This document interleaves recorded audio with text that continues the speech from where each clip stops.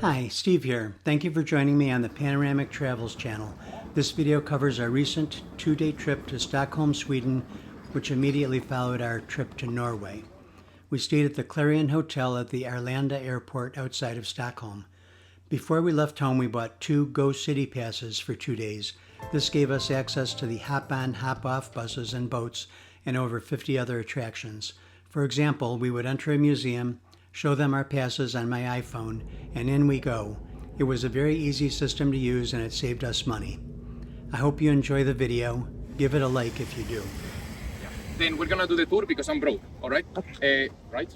Something like that. They've been part of Denmark and Finland for so many centuries. They've been part of Sweden. So then the big ones clashing with each other have always been Sweden and Denmark. Is that clear? Is that clear? Yeah. Alright, let's get going. But how many islands do we have in Stockholm? A lot. Thank you. You are very correct. Yes, something a bit more precise maybe. So when we consider the center of the city is around 14 islands. When we consider the community of Stockholm is around 37 more or less. But when we consider the whole archipelago, how many islands do we have? 1,000. All right, who gives more? What do you say? 1,001. 1,001. We have to go higher. 1,001, 7,000. 7,000 over there, 7,000. What do you say? 7,000, 7,000. 8,000, 8,000, 10. Who gives more? 10,000. What do you say? 30,000. 30,000. And the first original method of defending this island, they placed lots of wooden sticks around in the water, creating like a fence. And what is Stock in German? It's a stick of wood. So Stockholm is just the island of the wooden sticks, because that is how this island was originally protected. When we talk about the old town, it's not one island, it's a combination of the three. This little one, then the main one that we have, and then the one we're going towards, that is that one over there that we see the little church tower. That one is the island of the nobles. They will start with the construction 1870s, boom, and they will finish the parliament almost in 1904, like when they start with the parliament. We are all in just like a bunch of cities, and that's it. But the whole country up north, it's empty. We only have forests and iron mines. So that's what we have. In Stockholm, we have in the center of the city 950,000 people living, and we have 2.4 million people in the whole metropolitan area. And that's why then Stockholm County is the one that has the most politicians represented in the parliament. And we have 348 congressmen and congresswomen plus prime minister. And right now the prime minister lives, okay, not the green one, that is that one, because that one is the Ministry of Foreign Affairs, but the little one that is to the left is just like a very little house. First you see the city hall over there in the distance, and it has 3 crowns. Denmark, Norway, Denmark, and Sweden. Oh. The idea of the 3 crowns started so many years ago when Denmark created what it's called the Kalmar Union. The Kalmar Union was the unification between Sweden, Denmark and Norway, as you just said, and it was all done by Margaret, the Queen of Denmark, an amazing woman in the 1390s. You know that in that place, in the city hall, they do one event, right? They do the weddings, but they are express weddings. 2-minute wedding, and you can only bring 10 people. And that's why it's so popular, because Swedish people don't want to invite. They don't want to invite anyone. They just like, oh, I'm sorry, I wanted to invite you, but I couldn't, we got married in the city hall. Only 10 people. That's awesome. So, yeah, they don't want to invite anyone, and they want to do it fast, and that's about it. But then, there's a really important event in the city hall. 100 years anniversary. 100 years anniversary, and every December, they do the Nobel Prize banquet, and then they will do the dance. Okay. Well, I mean, dance. Have you seen Swedish people dancing? No. Show us. It's horrible. They don't dance. All right, this is weird, okay? But they do not dance. They vibrate. So they they resonate, like a particle moving, This is what they do. So we have, out of all of the energy share, we have a 55% of the energy that is renewable energies and 95% that is carbon dioxide free. Because we have, out of the whole energy in Sweden, we have around 40% that is hydropower generated. So the only thing that is for free is water. Then we're going to have a little bit of wind power generation, like 8% maybe. Then we have a little bit less of biomass, which is like a 5%. Biomass is the really interesting one for the city, I will tell you now. And we have 1% of solar, that was like last week. And that was it. There's no more solar power. And then we have a really, really big chunk, 35% of the energy that is nuclear power generated, which thanks to Germany, now it's green energy. Ending means street, all right? So gatan means street. Long means long. And väster, doesn't it sound like west? Western. So Western Long Street. Western Long Street. You know why? Because it's a big street of the West. You see this one, it says store. So store, it just means big. The next part is kyrko or church. So then main church. And brinken, it would be like uphill. So this one is the uphill of the main church. Very original, right? Which actually is the uphill of the main church. These ones, they are the fresh recipe. So they have just baked them. How is it? Very sweet. I know, thanks. It's not light. So these ones are vanilla fudge toppers, but these ones, they have a little bit of salt. And this is the stripes on the candy cane. So I will have one that is pink and then one that is brown. So the purpose of us doing this is to put air into the dough.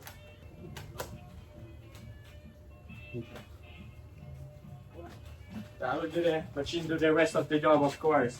I'm a bit lazy.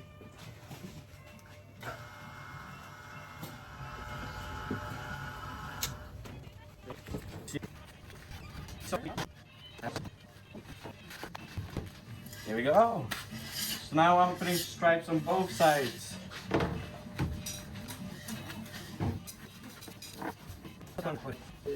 Would you like to try a piece? Yeah, whoa! Come on, yeah.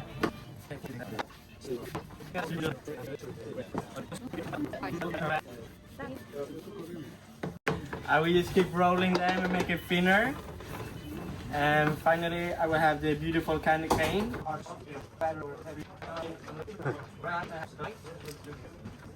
Does it not look like all of these streets?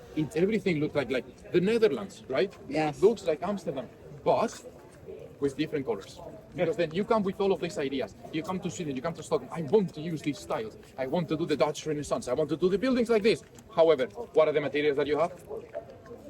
Iron.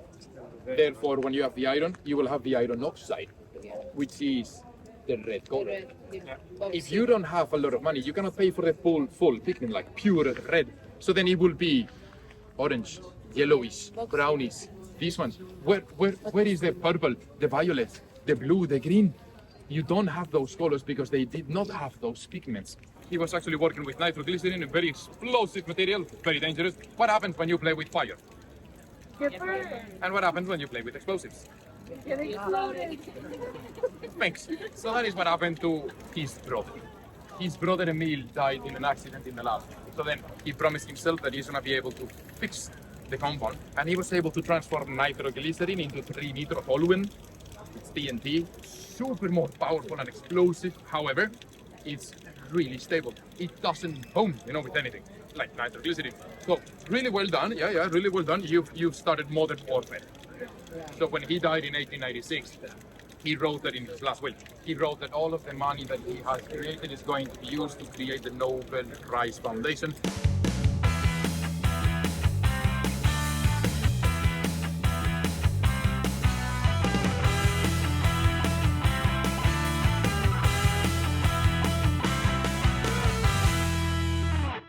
At the Vasa Museum, you can view the uniquely well-preserved Swedish warship, the Vasa. The brackish water and mud where it laid for 333 years helped to preserve it. Ironically, the reason we can view the Vasa today is because of a major design flaw. It didn't have enough ballast. The hull should have been designed to be wider and deeper to make room for more ballast. It sunk on its maiden voyage in 1628 after sailing only 1,500 meters.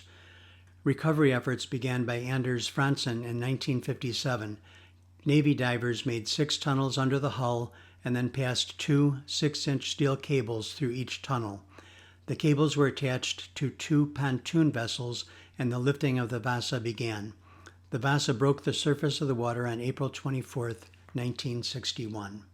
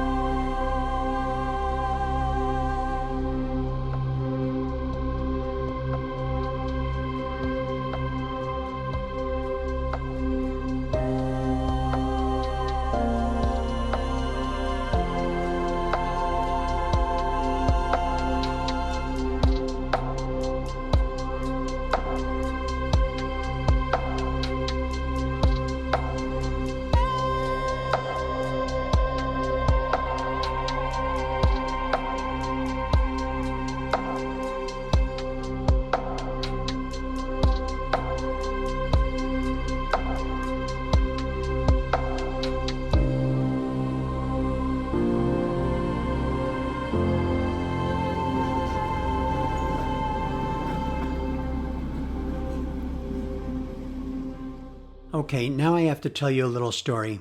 The Viking Museum's stairs list historical milestones. One reads, Columbus discovers America, 1492.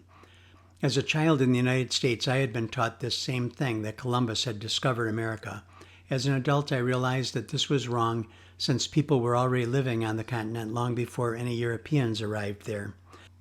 When I got home, I wrote a letter to the Viking Museum explaining my concern. The next day, I received a reply from one of the Viking Museum directors saying that they would in fact change the wording to what I had suggested, Columbus sails to America.